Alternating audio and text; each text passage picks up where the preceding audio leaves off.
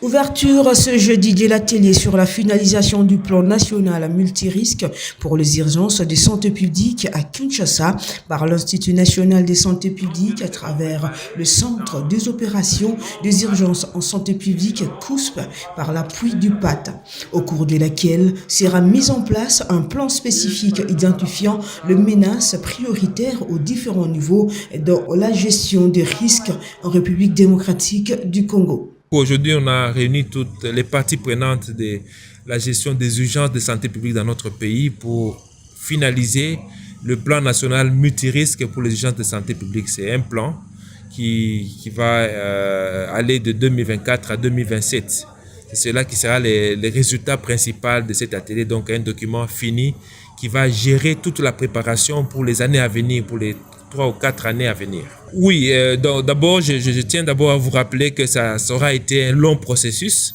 C'est un processus qui a été participatif, qui a impliqué beaucoup de secteurs. Tous les secteurs qui sont décrits dans la gestion des urgences ont été impliqués d'une manière ou d'une autre.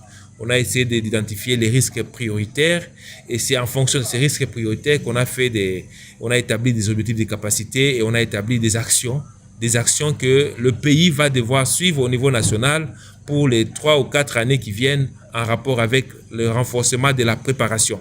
Vous n'allez pas oublier que lors des dernières évaluations externes conjointes pour la sécurité sanitaire internationale, nous avons eu des capacités de préparation très faibles. Donc, ce document va contribuer à renforcer au moins les capacités de préparation de notre pays. Un processus qui intègre tous les secteurs, y compris ceux faisant partie du réglementation sanitaire internationale pour un plus-value conséquent.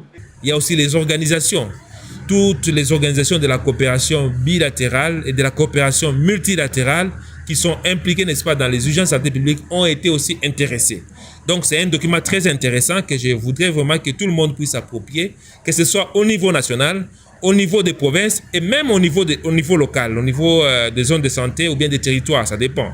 Donc, tout le monde devra trouver son compte là-dedans parce qu'après ces documents, nous allons maintenant essayer de voir quels sont les différents plans spécifiques pour les menaces prioritaires que nous avons identifiées. On va élaborer maintenant des documents plus spécifiques pour chacune des menaces à différents niveaux.